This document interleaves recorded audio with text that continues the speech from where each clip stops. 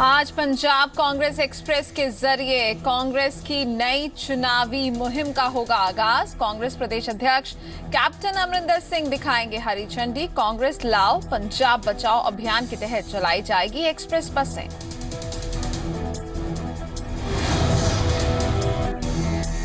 अकाली दल ने फिलौर सीट से उम्मीदवार के नाम का किया ऐलान। बलदेव सिंह खेरा को दिया टिकट। आज इसी हलके में होगा उप मुख्यमंत्री सुखबीर सिंह बादल का संगत दर्शन कार्यक्रम।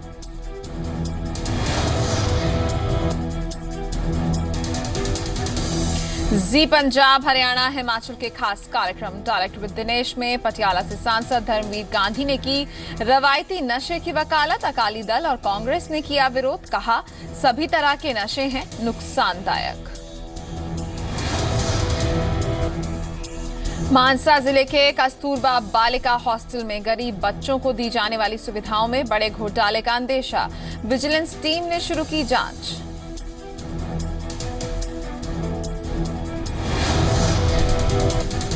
नहीं थम रहा डेंगू और चिकनगुनिया का कहर। हरियाणा में सामने आ चुके हैं डेंगू के 300 तो मलेरिया के 6,695 मामले।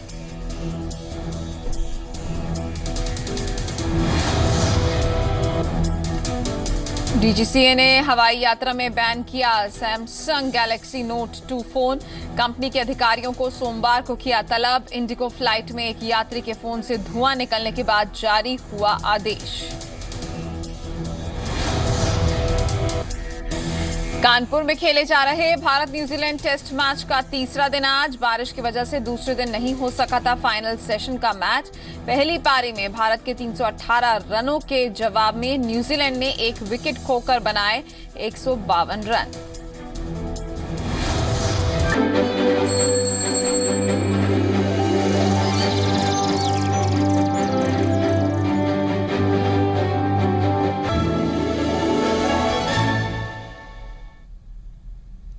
नमस्कार, जी पंजाब हरियाणा हिमाचल के मॉर्निंग बुलेटिन गुड मॉर्निंग जी में आपका स्वागत है। आपके साथ मैं हुरीना कौरव। शुरुआत करेंगे उन खबरों से जिन पर आज दिन भर हमारी नजर बनी रहेगी। इसके साथ साथ अब तक की अहम खबरों को विस्तार से जानेंगे। प्रदेश की 25 खबरें फटाफट अंदाज में आपके काम की और अच्छी खबर से भी आपको रूबरू कराएंगे। तो चलिए नजर उन खबरों पर जो आज दिन भर रहेंगी सुर्खियों में। बात कर लेते हैं पंजाब की। पंजाब कांग्रेस आज चुनावी एक्सप्रेस शुरू करने वाली है। तो पंजाब कांग्रेस एक्सप्रेस की शुरुआत होने वाली है और इसी के जरिए कांग्रेस की नई चुनावी मुहिम का आगाज होगा। कांग्रेस प्रदेश अध्यक्ष कैप्टन अमरिंदर सिंह इस एक्सप्रेस को हरी झंडी दिखाएंगे और कांग्रेस लाओ पंजाब बचाओ अभियान के तहत इस एक्सप्रेस बसों को चलाया जाएगा। तो कब हरी झंडी दी जाएगी और किस तरीके से ये कारवां आगे बढ़ेगा, जी पंजाब आप तक पहुंच जाएगा।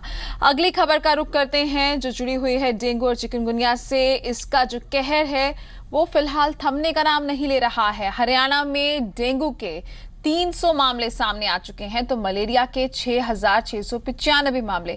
इस सप्ताह डेंगू से जुड़ा है जी पंजाब हरियाणा हिमाचल का वीकली मिशन और सभी जिलों की तैयारियों का जी पंजाब हरियाणा हिमाचल ने जायजा लिया है। और आज दिन भर अपनी रिपोर्ट्स के जरिए, ग्राउंड जीरो रिपोर्ट के जरिए हम आपको बताएंगे कि किस तरीके से तैयारियां की गई हैं और आखिरकार क्यों नहीं थम रहा है डेंगू, मलेरिया और चिकनगुनिया का कहर। चलिए अब खबरों को विस्तार से जान लेते हैं।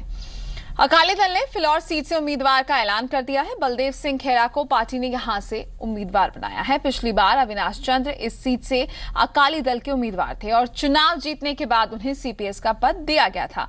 आज फिलौर में ही उप मुख्यमंत्री सुखबीर सिंह बादल का संगत दर्शन का कार्यक्रम है।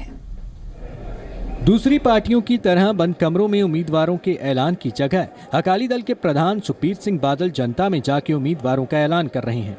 गुरप्रीत सिंह राजू खन्ना के बाद अब सुखबीर सिंह बादल ने फिलौर सीट पर बलदेव सिंह खेरा को अकाली दल का उम्मीदवार बनाया है। खेरा साहब ਨੂੰ ਤੁਹਾਡੇ ਸੇਵਾ ਵਾਸਤੇ ਭੇਜਿਆ ਹੁਣ 4 ਮਹੀਨੇ ਰਹਿ ਗਏ। ਮੈਨੂੰ ਪੂਰੀ ਆਸ ਹੈ ਕਿ ਬਹੁਤ ਵੱਡੀ ਲੀਡ ਨਾਲ ਇਹਨਾਂ ਨੂੰ ਤੁਸੀਂ ਜਿਤਾਓਗੇ। बलदेव खेरा की उम्मीदवारी के ऐलान के साथ ही उप मुख्यमंत्री सुखबीर सिंह बादल ने इलाके के लिए और ज्यादा नीले कार्ड जारी करने का भी ऐलान कर दिया।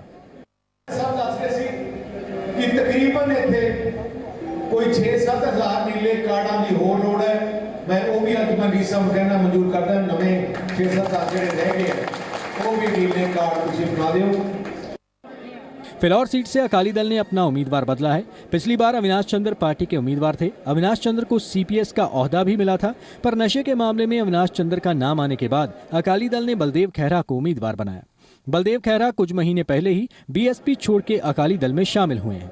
राजीव वधवा, जी मीडिया, जालंधर। डॉक्टर भीमराव अंबेडकर की 125वीं जयंती को समर्पित एक सेमिनार में पंजाब के उप मुख्यमंत्री सुखबीर सिंह बादल ने बड़ा ऐलान किया है। सरकार सूबे में खोले जाने वाली फ्री दवाई की दुकानों का नाम बाबा साहेब अंबेडकर रखेगी। अमृतसर के जीएनडीयू में आयोजित सेमिनार में पंजाब के डिप्टी सीएम सुखबीर सिंह बादल और पुडुचेरी की राज्यपाल किरण बेदी ने शिरकत की। डॉक्टर अंबेडकर जी के 125वें जन्म दिवस को समर्पित सेमिनार में सुखबीर बादल ने दलितों के लिए चलाई जा रही सूबा सरकार की योजनाओं का जिक्र किया। उन्होंने प्रदेश भर में खोली जाने वाली फ्री दवाई की दुकानों का नाम बाबा साहेब अंबेडकर के नाम पर रखने का ऐलान किया है। जिन्नियां भी स्कीमां बादल साहब रखे है गरीब परिवारों को अपलिफ्टमेंट करनी, भावें मेडिकल इंश्योरेंस की स्कीम है, हेल्थ इंश्योरेंस, लाइफ इंश्योरेंस की स्कीम है, आटा दाल की स्कीम है, शगन स्कीम है, 200 यूनिट बिजली फ्री करने की स्कीम है। आप उसी जगह ने राही असीं काम किया। पूरे पंजाब तकरीबन 2600 फ्री मेडिसिन शॉप्स अगले महीने खुल लगे हैं जिथे मुफ्त दवाई मिला करूगी।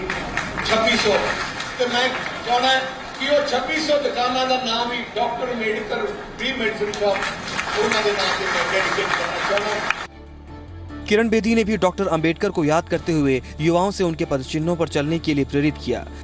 उन्होंने कहा कि महान शख्सियतों की जीवनियों को एक विषय के रूप में स्कूल कॉलेजों में लागू किया जाना चाहिए। कॉलेज एंड यूनिवर्सिटी एक पेपर इंट्रोड्यूस करो और वो सेल्फ एजुकेशन होएगा। ए जीवनियां दा सेल्फ एजुकेशन होवे जेदे विच एक पेपर जरूर होवेगा और वो जीवनियां विच दैट मींस तुसी खुद पढ़ोगे।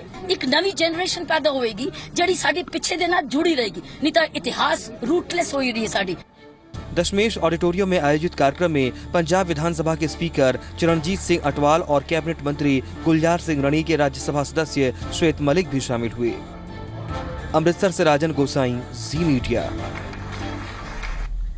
पटियाला से सांसद धर्मवीर गांधी ने नशे को लेकर एक नई बहस छेड़ दी है। गांधी के मुताबिक पंजाब के लोगों को रवायती नशे से कोई खतरा नहीं। जी पंजाब हरियाणा हिमाचल के खास कार्यक्रम डायरेक्ट विद दिनेश में गांधी की तरफ से दिए गए इस बयान पर सियासत गर्मा गई है। अकाली दल के साथ कांग्रेस ने भी इस बयान का विरोध किया है और हर तरह के नशे को गलत बताया है। रवायती नशों पे बैन होने के कारण लोग मेडिकल नशों पे गए हैं जो कहीं ज़्यादा घातक, कहीं ज़्यादा मारू और कहीं ज़्यादा सेहत के लिए हानिकारक हैं। रवायती नशों के मुकाबले में आपको एक सीमित मात्रा में उसकी सप्लाई जनता को यकीनी बनानी होगी। जी पंजाब हरियाणा हिमाचल के खास कार्यक्रम डायरेक्ट विद दिनेश में नशे पर पूछे गए सवाल पर पटियाला से सांसद धर्मवीर गांधी के जवाब ने परंपरागत नशे और नए नशे को लेकर नई चर्चा छेड़ दी है। धर्मवीर गांधी का तर्क है कि भुक्की अफीम पर बैन लगाने की वजह से लोग मेडिकल नशे की ओर बढ़ रहे हैं, जिसका नतीजा पंजाब की जवानी खराब हो रही है। इसलिए धर्मवीर गांधी ने रिवायती नशे की कानूनी बिक्री करने की मांग की है।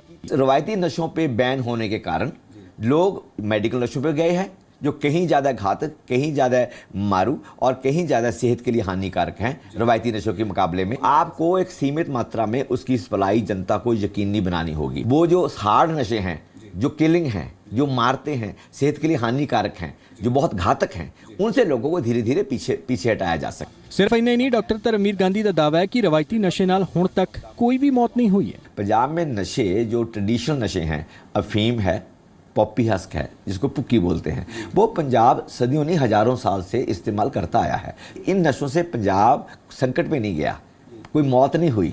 नशे को लेकर डॉक्टर धर्मवीर गांधी के इस बयान के साथ कांग्रेस तो बिल्कुल सहमत नहीं है। कांग्रेस का कहना है कि नशा चाहे कोई भी हो, पंजाब की जवानी के लिए खतरनाक है। हालांकि अकाली दल का कहना है कि दवाई के तौर पर डॉक्टर की सलाह से अफीम जैसे नशे का इस्तेमाल किया जा सकता है, लेकिन इसको समाज में खुलेआम लागू नहीं किया जा सकता। देखिए, पंजाब को जवानी को मारने के लिए चाहे अफीम का इस्तेमाल कर लीजिए, चाहे पोस्ट से मार दीजिए, मसला पंजाब की जवानी को है। पंजाब की जवानी को मारने के अलग अलग नाम है। आपको रवायती नशा दे दीजिए, सिंथेटिक नशा दे दीजिए। जिस तरह उन्होंने गल की है कि अफीम भुक्की, अब मैडिकली अगर डॉक्टर की एडवाइस उत्ते किसी को कोई एडवाइस की जाती है, वो तो फिर मेडिसिन हो जाती है, वो तो नशा रह नहीं जाता। ये कई स्टेट्स के भुक्की भी पहला राजस्थान चलती सी खुलेआम, उत्थे मतलब कानूनी तौर पर चलती सी, लेकिन गोल उन्होंने भी यही होंदा है कि इनू हौली हौली एलिमिनेट करना है। सो इनू नशे नू गोल मन के तो नहीं चलिया जाता।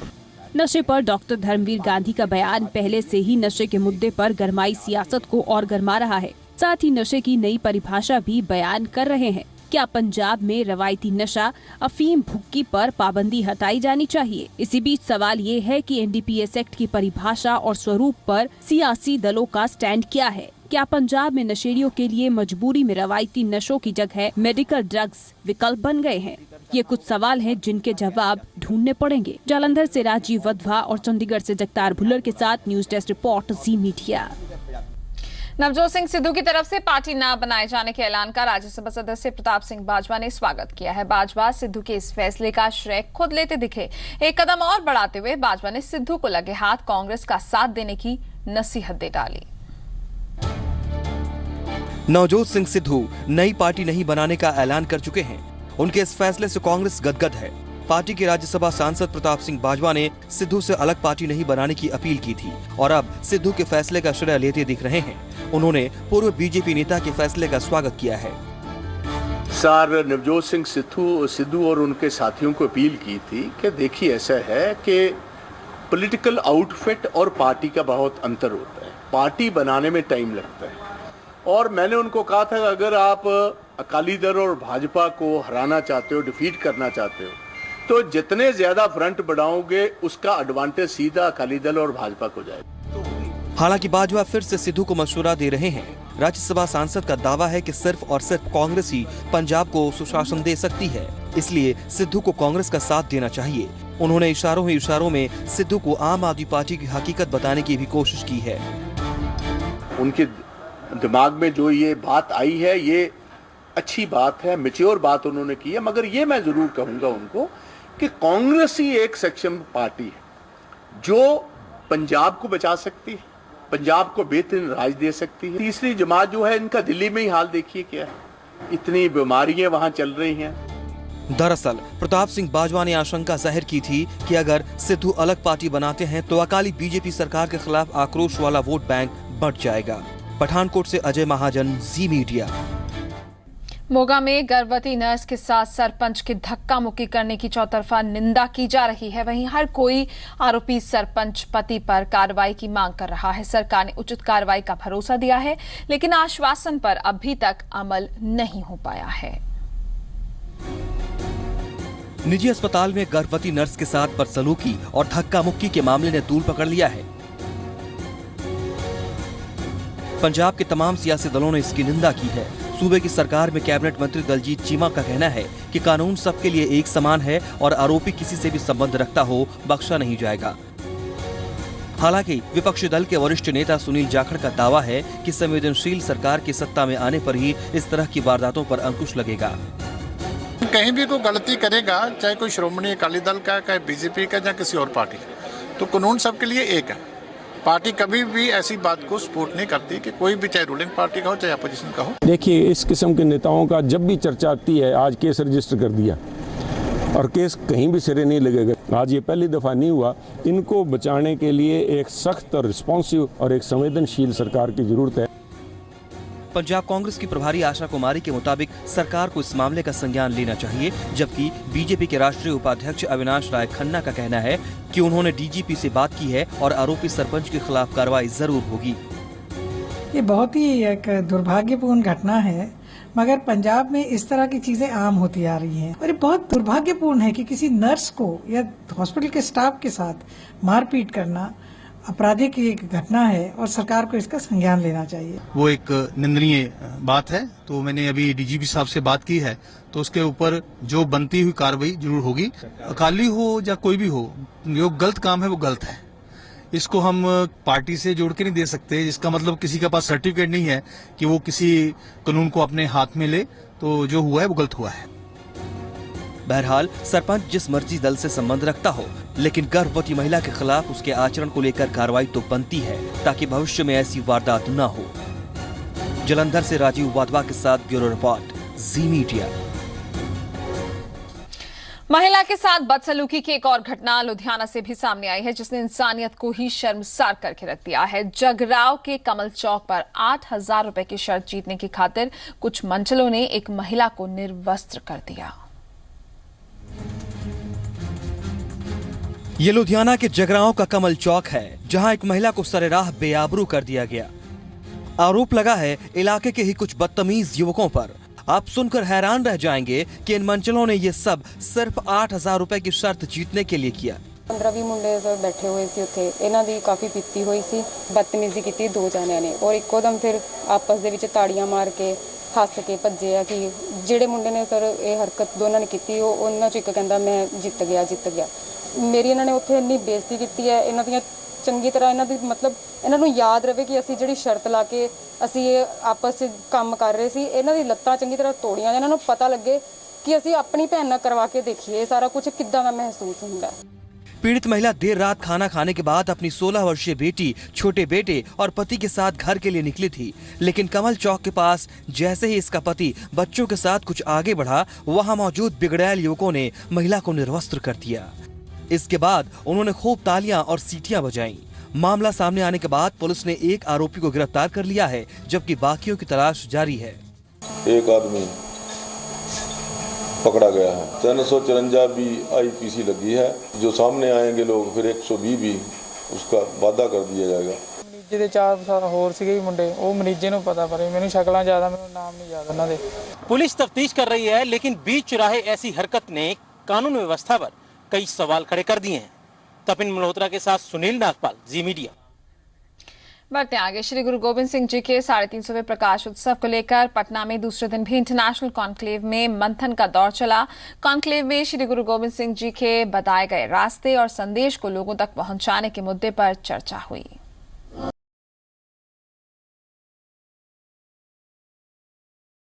बिहार की राजधानी पटना में अंतर्राष्ट्रीय सिख कॉन्क्लेव चल रहा है। कॉन्क्लेव के दूसरे दिन श्री गुरु गोविंद सिंह जी की दुनिया को दी गई सीख और संदेश को जन जन तक पहुंचाने के मुद्दे पर विशेष चर्चा हुई। इस दौरान देश और दुनिया के कई प्रख्यात विद्वान मौजूद रहे। जो इंटरनेशनल सिख कॉन्क्लेव हुआ है, पहली बारी दुनिया में हो रहा है एंड सब दुनिया से लोग आए हैं। जो कोई पॉलिटिशियन है, कोई बिजनेस पर्सन है, कोई स्कॉलर है, कोई प्रोफेसर है, तो सब दुनिया से लोग आए हैं। हमारे ख्याल में कि आंधे महीने में खास करके जैसे आप बोल रहे थे कि 350 साल गुरु गोविंद सिंह जी प्रकाश पर्व के इकट्ठे होएंगे, एक बहुत अच्छा लगेगा। काफ़ी बड़े बड़े विद्वान आए हैं और गुरु गोविंद जी की विभिन्न शख्सियत और विभिन्न पहलुओं के ऊपर बात कर रहे हैं। रस भी और आ रहा है और समझ में भी काफ़ी अच्छा आ रहा है। इस सब को फिर से हम लोगों ने कंपाइल करके मानस तक पहुंचाना है। इसकी भी हम लोग बुकलेट बनाएंगे। जब भी आप ऐसा कार्यक्रम करोगे, सीखने को जो सीखने आए हैं उनके लिए तो ये बहुत ही अच्छा मौका है। आप हमेशा ही सुन के सीखते हैं। श्री गुरु गोविंद सिंह जी के 350वें प्रकाशोत्सव के लिए आयोजित इस कॉन्क्लेव में शिरकत करने पहुंचे अल्पसंख्यक आयोग के पूर्व अध्यक्ष त्रिलोचन सिंह ने कॉन्क्लेव को सिख बिरादरी के लिए अहम बताते हुए बिहार सरकार की पहल की भी सराहना की। तो ये तो एक बहुत बड़ा पॉजिटिव स्टेप है कि एक सिखों के लिए, मिनॉरिटी कम्युनिटी के लिए वन स्टेट गवर्नमेंट, वो भी a distant place from Punjab, उसने बुलाई है। ये तो बहुत शुभ, इसकी जितनी तारीफ करें थोड़ी, और वर्ल्ड वाइड सिख इसको अप्रिशिएट कर रहे हैं। सिखों के 10वें गुरु श्री गुरु गोविंद सिंह जी पर आधारित इस अंतर्राष्ट्रीय चर्चा में ये पहलू भी सामने आया कि श्री गुरु हिंदी के बड़े जानकार और साहित्यकार तो थे ही, लेकिन आडंबर के घोर विरोधी भी थे। चंदन झा, जी मीडिया, पटना। मानसा जिले में कस्तूरबा बालिका हॉस्टल में गरीब बच्चों को दी जाने वाली सुविधाओं में बड़ा घोटाला सामने आया है और अब इस मामले में मानसा की विजिलेंस टीम जांच कर रही है। क्या है पूरा मामला, इस रिपोर्ट में देखिए। मानसा में कस्तूरबा बालिका हॉस्टल और रमसा स्कीम के तहत लड़कियों के 10 हॉस्टल हैं, जिनमें रहने वाली SC और गरीब लड़कियों को पढ़ाई का इंतजाम सरकार अपने बजट से करती है। छात्राओं को भी सुविधाएं मुफ्त में दी जाती हैं, लेकिन सामने आया छात्राओं को ये सुविधाएं महज कागजों तक ही मिल रही हैं। लंबे वक्त से लाखों रुपयों का घोटाला किया जा रहा है।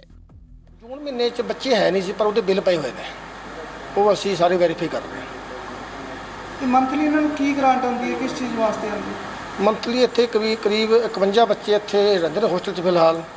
ਉਹਨਾਂ ਦਾ ਮਤਲਬ ਰਹਿਣ ਦਾ ਖਰਚਾ, ਖਾਣ ਦਾ ਖਰਚਾ, ਦੁੱਧ ਵਗੈਰਾ ਉਹ ਸਾਰੇ ਇੱਥੇ मतलब करीब 50,000 रुपये महीने का खर्चा और है हॉस्टल का।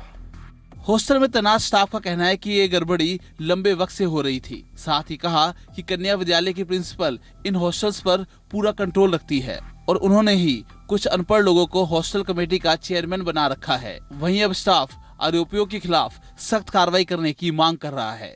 सारी दखलअंदाजी हैगी है जी उन्हां तो बिना तो इत्थे पत्ता भी नहीं हिलदा जी। हर गल दे विच उन्हां दी सहमति हैगी है। बस जी सारी इन्हां तो जिन्ना भी पैसा खाता होया सारी रिकवरी होनी चाहिए है जी, सज़ा भी होनी चाहिए है क्योंकि कन्या देवियां ने देखो सानू तो ये गल वधिया नहीं लगती किसी को भी कन्या देवियां का पैसा आप खाइए कितने इन्हां नूं होर भी ज़्यादा मतलब आपां वधिया खवा पिया सकते हैं। वहीं कन्या विद्यालय की प्रिंसिपल इन मामलों में डीओ को दोषी ठहरा रही है। सामने कह के आई सी मेरे सर तुसी मेरी गल ते एक ते भी नहीं गौर की है कि हुण जद कि मैनू भुगतान करना पै रहा है, क्यों करना पै रहा है भी जदों पिछे दे चैक ने कैश मेरे साइनां नाल हो गया जी भी हुण तुसी तो सारे निकल गए, मैं तो कल्ली अड़ गई जी भी तुसी हुण मेरा भी तो साथ दो भी जद कि मैं सोनू कल्ली गल सोडे सारे ध्यान च लेंदी है। गरीब बच्चों की पढ़ाई में इस्तेमाल होने वाला पैसा लंबे वक्त से किसी और की तिजोरियों में भरा जा रहा है, जिसमें अब तक न जाने कितने बच्चों की पढ़ाई का नुकसान हुआ होगा। मामला बेहद संगीन है और जरूरी है और आरोपियों को जल्द से जल्द सलाखों के पीछे पहुंचाया जाए। बलदेव शर्मा, जी मीडिया, मानसा। आज पंजाब कांग्रेस एक्सप्रेस के जरिए कांग्रेस की नई चुनावी मुहिम का होगा आगाज। कांग्रेस प्रदेश अध्यक्ष कैप्टन अमरिंदर सिंह दिखाएंगे हरी झंडी। कांग्रेस लाओ पंजाब बचाओ अभियान के तहत चलाई जाएगी एक्सप्रेस बसें। अकाली दल ने फिलौर सीट से उम्मीदवार के नाम का किया ऐलान। बलदेव सिंह खेरा को दिया टिकट। आज इसी हलके में होगा उप मुख्यमंत्री सुखबीर सिंह बादल का संगत दर्शन कार्यक्रम। पंजाब में अंबेडकर के नाम पर रखा जाएगा फ्री दवाइयों की दुकानों का नाम। अमृतसर में बाबा साहेब अंबेडकर शताब्दी समारोह में उप मुख्यमंत्री सुखबीर सिंह बादल ने किया ऐलान। जी पंजाब हरियाणा हिमाचल के खास कार्यक्रम डायरेक्ट विद दिनेश में पटियाला से सांसद धर्मवीर गांधी ने की रवायती नशे की वकालत। अकाली दल और कांग्रेस ने किया विरोध, कहा सभी तरह के नशे हैं नुकसानदायक। जगदीश गगनेजा के निधन के बाद मुख्यमंत्री प्रकाश सिंह बादल उनके परिवार को सांत्वना देने गगनेजा के घर पहुंचे। पंजाब कांग्रेस के नेता सुनील जाखड़ ने भी गगनेजा के घर पहुंचकर परिवार का ढांढस बंधाया। नवजोत सिंह सिद्धू की तरफ से पार्टी ना बनाए जाने के ऐलान का राज्यसभा सदस्य प्रताप सिंह बाजवा ने स्वागत किया। बाजवा सिद्धू के इस फैसले का श्रेय खुद लेते दिखे। एक कदम और बढ़ाते हुए बाजवा ने सिद्धू को लगे हाथ कांग्रेस का साथ देने की नसीहत भी दे डाली। मोगा में गर्भवती नर्स को सरपंच और उसके बेटे ने मारा थप्पड़। मरीज की छुट्टी पर हुए विवाद के बाद नर्स को दिया धक्का। आरोपी पिता बेटे पर मामला दर्ज। कैबिनेट मंत्री डॉक्टर दलजीत सिंह चीमा बोले, दोषियों के खिलाफ कानून के मुताबिक होगी कार्रवाई। बीजेपी ने भी कार्रवाई की मांग की। मानसा जिले के कस्तूरबा बालिका हॉस्टल में गरीब बच्चों को दी जाने वाली सुविधाओं में बड़े घोटाले का अंदेशा। विजिलेंस टीम ने शुरू की जांच।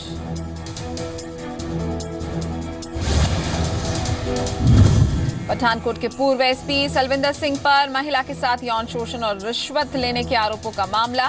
पंजाब हरियाणा हाईकोर्ट ने खारिज की जमानत याचिका। रुचिका गिरोत्रा छेड़छाड़ केस में दोषी पूर्व डीजीपी एसपीएस राठौर को सुप्रीम कोर्ट से राहत। कोर्ट ने 170 दिन जेल में रहने को ही माना पर्याप्त। रुचिका के परिवार ने फैसले पर जताया संतोष, लेकिन सजा को बताया नाकाफी। पंजाब के होशियारपुर में शुक्रवार को उस समय हड़कंप मच गया जब एक युवक नरेश कुमार के घर पर एक सफेद रंग का कबूतर आ गया। इस कबूतर के पास कार्ड थे जिन पर उर्दू में कुछ लिखा था। इस कबूतर को पुलिस ने अपने कब्जे में ले लिया है।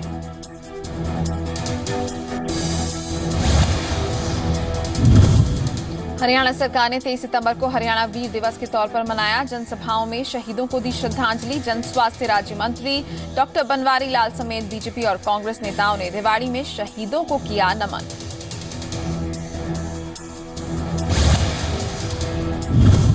पच्चीस सितंबर को चौधरी देवीलाल की 103वीं जयंती के मौके पर करनाल में कार्यक्रम का आयोजन। बिहार के सीएम नीतीश कुमार को सम्मानित करेगी आईएनएलडी।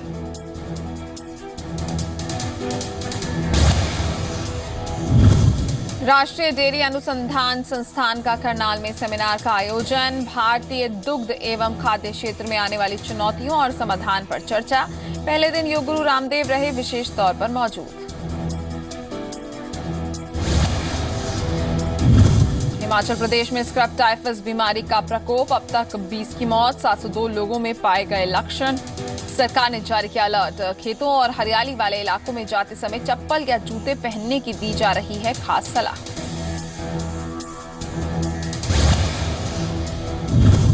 पानी की किल्लत से परेशान लोगों ने शिमला में किया चक्का जाम। बीजेपी ने नगर निगम और प्रदेश सरकार को घेरा। नगर निगम के मुताबिक सप्लाई सुचारू होने में अभी लग सकता है समय। बदली जाएगी 2 किलोमीटर लंबी पाइप।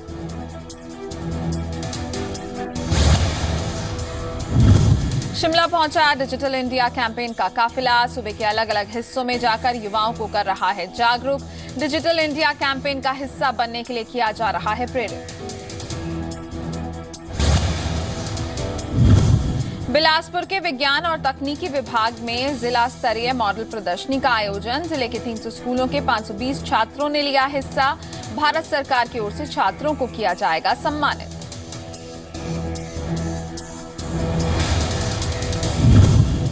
राज्यसभा सांसद डॉक्टर सुभाष चंद्रा देश के टॉप 20 अमीरों में शुमार। फोर्ब्स ने टॉप 100 भारतीय अमीरों की जारी की लिस्ट। डॉक्टर सुभाष चंद्रा 18वें पायदान पर।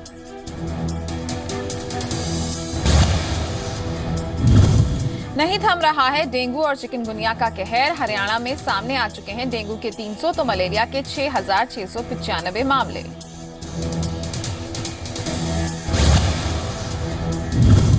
पाक का साथ देने को लेकर बोला रूस। कहा पीओके गिलगिट या बलूचिस्तान समेत किसी संवेदनशील या विवादित इलाके में आतंकवाद विरोधी साझा सैन्य अभियान में शामिल नहीं होगा रूस। रूस के दूतावास में जारी किया गया बयान। दिल्ली हाई कोर्ट ने इंटरनेट मैसेजिंग कंपनी व्हाट्सएप को जारी किए आदेश। कोर्ट ने कहा 25 सितंबर के बाद व्हाट्सएप इस्तेमाल न करने वालों का डिलीट किया जाए डेटा। 25 सितंबर से लागू हो रही है व्हाट्सएप की नई प्राइवेसी पॉलिसी। सिर्फ चराच में होगा सैन्य अभियान। हाई एल्टीट्यूड मिलिट्री स्कूल रतु में ड्रिल की खबर गलत और शरारतपूर्ण। सिंगापुर चेन्नई की इंडिगो फ्लाइट में एक यात्री के फोन से धुआं निकलने के बाद जारी हुआ आदेश। सैमसंग का बयान, ग्राहकों की सुरक्षा हमारी प्राथमिकता। भारत और फ्रांस के बीच हुआ 36 रफाल लड़ाकू विमान का सौदा। करीब 59,000 करोड़ के समझौते में भारत फ्रांस से खरीदेगा 36 रफाल लड़ाकू विमान। 5.5 साल में वायुसेना को मिल जाएंगे आधुनिक मिसाइल और हथियार से लैस सभी 36 विमान। कानपुर में खेले जा रहे भारत न्यूजीलैंड टेस्ट मैच का तीसरा दिन आज। बारिश की वजह से दूसरे दिन नहीं हो सका था फाइनल सेशन का मैच। पहली पारी में भारत के 318 रनों के जवाब में न्यूजीलैंड ने 1 विकेट खोकर बनाए 152 रन।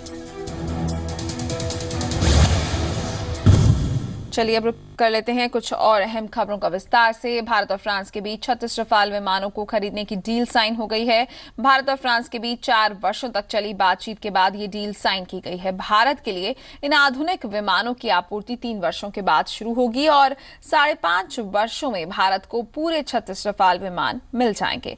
इस विमान की सबसे बड़ी खासियत है कि ये लेह जैसे सर्द इलाकों में भी तेजी से उड़ान भरने में सक्षम है।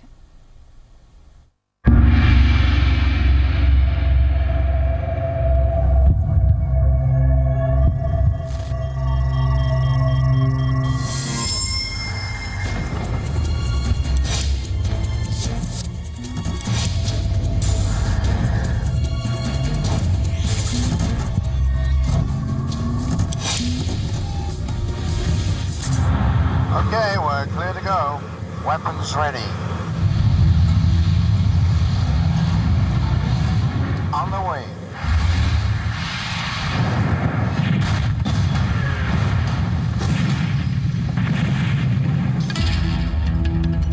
20 साल के इंतजार के बाद भारतीय वायुसेना एक बार फिर ऐसे विमान से लैस होने जा रही है जिससे एशिया में उसकी गड़गड़ाहट एक बार फिर दुश्मनों में खौफ पैदा कर देगी।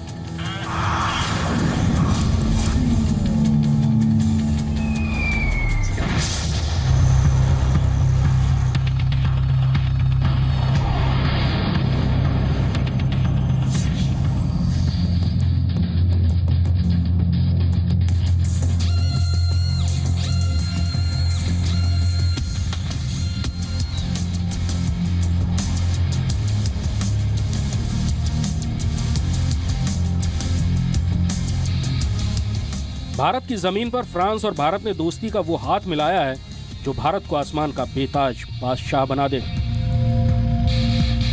भारत के रक्षा मंत्री मनोहर पर्रिकर और फ्रांस के रक्षा मंत्री ड्रियान ने जैसे इस डील पर हस्ताक्षर किए, भारत के दुश्मनों के दिलों की धड़कनें बढ़ गईं।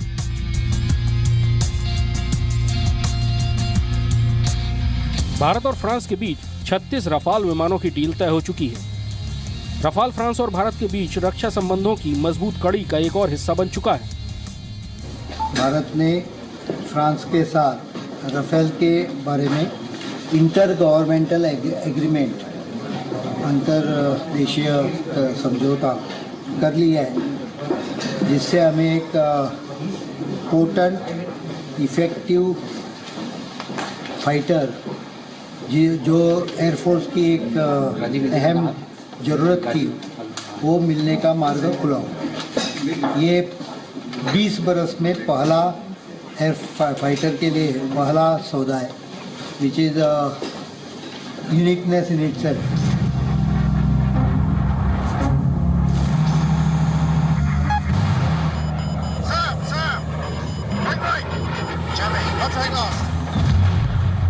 अगले 5.5 सालों में भारतीय वायुसेना की 2 स्क्वाड्रन रफाल से लैस होंगी। 36 का आंकड़ा सुनने में जरूर कम है, लेकिन एक रफाल दुश्मनों के 5 विमानों को ढेर करने की ताकत रखता है। 36 रफाल दोनों देशों की सरकारों के बीच सीधे सौदे के तहत भारत को मिलेंगे। ये सभी रफाल फ्लाईअवे कंडीशन में भारत पहुंचेंगे। लंबे वक्त से लड़ाकू विमानों की कमी से जूझ रही भारतीय वायुसेना के लिए 36 रफाल ऑक्सीजन से कम नहीं होंगे। 14 ऐसे सिस्टम हैं जिसमें 2 तो मिसाइल हैं, मीटियोर मिसाइल जो एयर टू एयर मिसाइल है जिसकी रेंज 150 किलोमीटर, जिसको बियॉन्ड विजुअल रेंज मिसाइल बोला जाता है, और air to ground missile MICA, वो भी इनके साथ मिलेंगे। इसके अलावा फ्रांस कुछ ट्रेनिंग फैसिलिटीज हमारे पायलट्स और टेक्नीशियंस को फ्री देगा, और लॉजिस्टिक हेल्प अभी तक जो मिराज 30 की जो एक फिगर थी कि इतने एयरक्राफ्ट कम से कम हमेशा ऑपरेबल रहेंगे, वो 60 थी, अभी रफाल की 75 होगी। व्यावसायिक और तकनीकी रूप से यूरोफाइटर टाइफून को मात दे चुका रफाल मीडियम मल्टीरोल में दुनिया का सबसे बेहतरीन लड़ाकू विमान साबित हो चुका है। रक्षा मंत्रालय के उच्च सूत्रों से हासिल जानकारी के मुताबिक एक रफाल विमान खरीदने के लिए भारत को करीब 1,666 करोड़ रुपए फ्रांस को देने होंगे, जबकि 36 विमानों की डिलीवरी हो जाने पर भारत फ्रांस को 59,000 करोड़ रुपए चुकाएगा। ये कीमत हथियारों से लैस रफाल की है, जबकि बिना हथियारों के एक रफाल विमान की कीमत लगभग 700 करोड़ रुपए होगी। आसान भाषा में आप कह सकते हैं कि एक रफाल विमान की एक्स शोरूम कीमत लगभग 700 करोड़ रुपए है, जबकि सारी एसेसरीज लगाने के बाद इसकी ऑन रोड या यूं कहें इन स्काई कीमत करीब 1600 करोड़ रुपए होगी।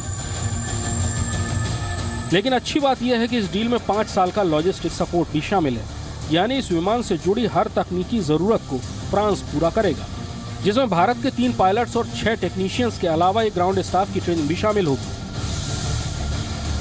रफाल के बेड़े के 75% विमान हमेशा सर्विसेबल कंडीशन में होंगे, यानी हमेशा 75% विमान दुश्मन पर वार करने के लिए तैयार रहेंगे। ये सभी विमान भारत को फ्लाई अवे कंडीशन में मिलेंगे, यानी इनकी डिलीवरी होते ही इनका इस्तेमाल किया जा सकेगा। And it can exceed this speed in 2 minutes. That means after the takeoff, 2 minutes after takeoff, you are above 15,000 meters, in the sky and your speed is above 1000 kilometers. Delta wing वाले Rafale में ऐसी खूबियां हैं जो इसे बाकी लड़ाकू विमानों से अलग करती हैं और यही वजह है कि यह भारतीय वायुसेना के लिए खरीदा जा रहा है। भारतीय वायुसेना के लिए फ्रांसीसी विमान नए नहीं हैं। इंडियन एयरफोर्स 50 से ज्यादा मिराज ऑपरेट कर रही है।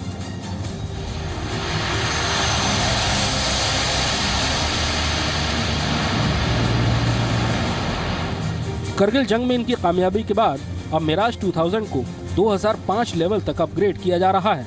ऐसे में रफाल भारतीय वायुसेना के लिए नया नहीं कहा जाएगा क्योंकि मिराज के कई फीचर्स रफाल का हिस्सा हैं। MMRCA यानी medium multi role combat aircraft भारतीय वायुसेना के लिए ऐसे विमान की जरूरत 90 के दशक के आखिर में महसूस हुई। भारत ने MMRCA टेंडर की शुरुआत की, तब नजर में थे दुनिया के 6 बेहतरीन लड़ाकू विमान। अमेरिका का F-16, अमेरिका का ही F-18, स्वीडन का ग्रिपेन, रूस का MiG-35 और यूरोपियन कंसोर्टियम का यूरोफाइटर टाइफून। इन 6 विमानों पर वर्षों तक चली आजमाइश के बाद भारतीय वायुसेना ने चुना फ्रांस का रफाल। भारतीय वायुसेना ने जब सभी को बारीकी से परखा तो रफाल ने बाकी 5 धुरंधर लड़ाकू विमानों को चित कर दिया। व्यावसायिक और तकनीकी रूप से अव्वल साबित हुए रफाल का रडार, इसका इंजन, इसका एयरफ्रेम, इसका डिजाइन, इसके एवियोनिक्स सबसे बेहतर नजर आए। रफाल की ऐसी ही कुछ खूबियां अब हम आपको बताते हैं। जरूरत पड़ने पर इस विमान का इंजन सिर्फ आधे घंटे में बदला जा सकता है, जबकि सुखोई का इंजन बदलने में करीब 8 घंटे लग जाते हैं। फ्रांस इन लड़ाकू विमानों का निर्माण भारतीय वायुसेना की जरूरतों को ध्यान में रखकर करेगा। भारत को मिलने वाले रफाल में हेलमेट माउंटेड डिस्प्ले लगा होगा, यानी पायलट जहां नजर घुमाएगा पूरा वेपन सिस्टम वहीं टारगेट करेगा।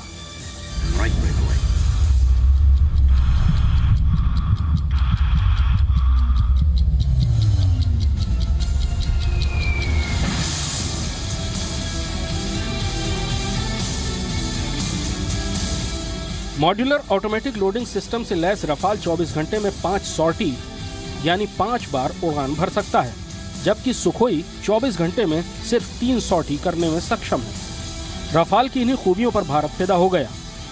भारतीय वायुसेना को मालूम है कि रफाल मिलने के बाद देश की हवाई ताकत में कितना इजाफा होगा। ये दक्षिण एशिया में एयर वॉरफेयर के मायने बदल देगा। ये विमान दुश्मनों को अपने असलहे खंगालने पर मजबूर कर देगा।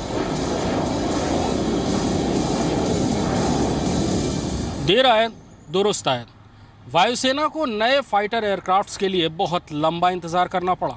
ठीक 36 महीने बाद वायुसेना को नया पहला रफाल फाइटर एयरक्राफ्ट मिल जाएगा। इस सौदे की 2 खास बातें भी हैं।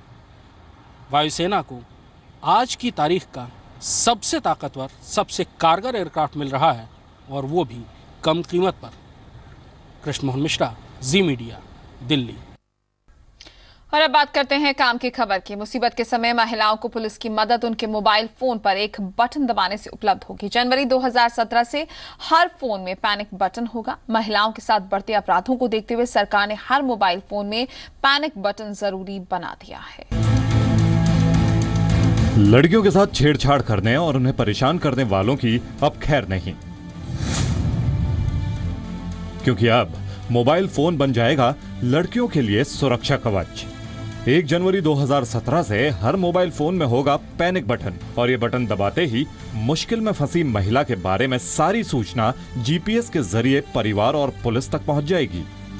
औरत के साथ कुछ भी हो, मोलेस्टेशन से लेकर के, धमकी से लेकर के रेप तक, वो वहां आए और पूरा का पूरा हम लोग उनके लिए संभालेंगे। इसमें हम 10 गुना ज्यादा काम कर पाएंगे। बटन दबा करके बस बता दे कौन है मुश्किल और हम लोग संभालेंगे।